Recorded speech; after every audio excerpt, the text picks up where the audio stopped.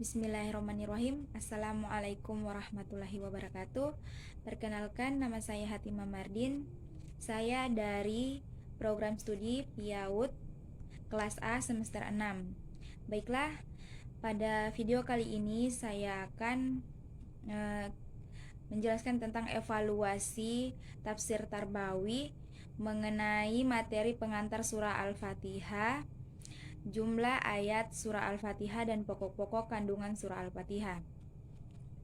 Ya baik, kita langsung saja pada pengertiannya. Kata Al-Fatihah berasal dari kata fathah, yaftahu, fathah yang berarti pembukaan. Kata fathah dapat pula diartikan kemenangan. Dinamai pembukaan karena dilihat dari segi posisinya, surah Al-Fatihah berada pada bagian awal di bagian awal yang mendahului surah-surah lainnya. Sedangkan Fatihah dalam kemenangan dapat dijumpai pada nama surah yang ke-48 yang berjudul Al-Fat, yang berarti kemenangan. Kita lanjut saja pada jumlah ayat surah Al-Fatihah, yaitu ada 7 ayat. Ada 7 ayat yang berbunyi yaitu Bismillahirrahmanirrahim. Alhamdulillahirabbil alamin. Arrahmanirrahim. Maliki yaumiddin. Iyyaka na'budu wa iyyaka nasta'in. Ihdinas siratal mustaqim. Siratal ladzina an'amta 'alaihim ghairil maghdubi 'alaihim waladdallin. Yang artinya, dengan menyebut nama Allah yang Maha Pengasih lagi Maha Penyayang. Segala puji bagi Allah, Tuhan seluruh alam. Ya, yang Maha Pengasih lagi Maha Penyayang, pemilik hari pembalasan.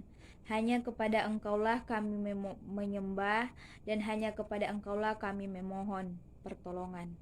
Tunjukilah kami jalan yang lurus, yaitu jalan orang-orang yang telah Engkau beri nikmat kepadanya, bukan jalan mereka yang dimurkai, dan bukan pula jalan mereka yang sesat.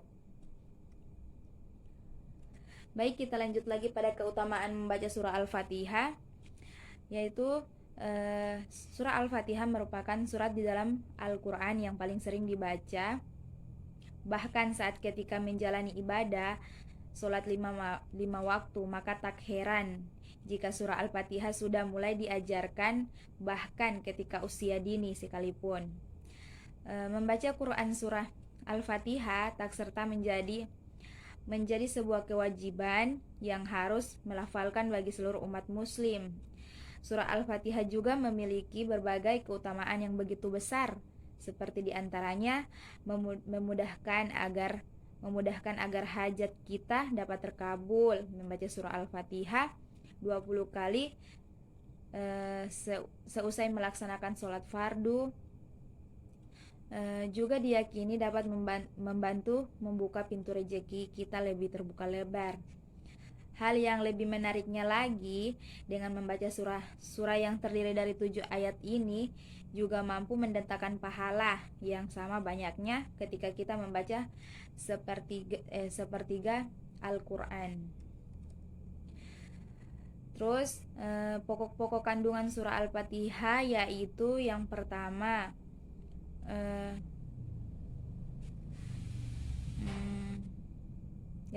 ilmu sejarah.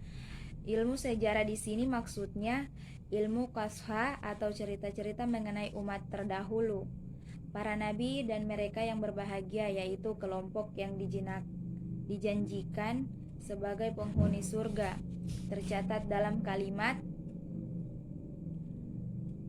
Terus lanjut pada poin kedua, yaitu ilmu tahsin kalam atau ilmu akhlak.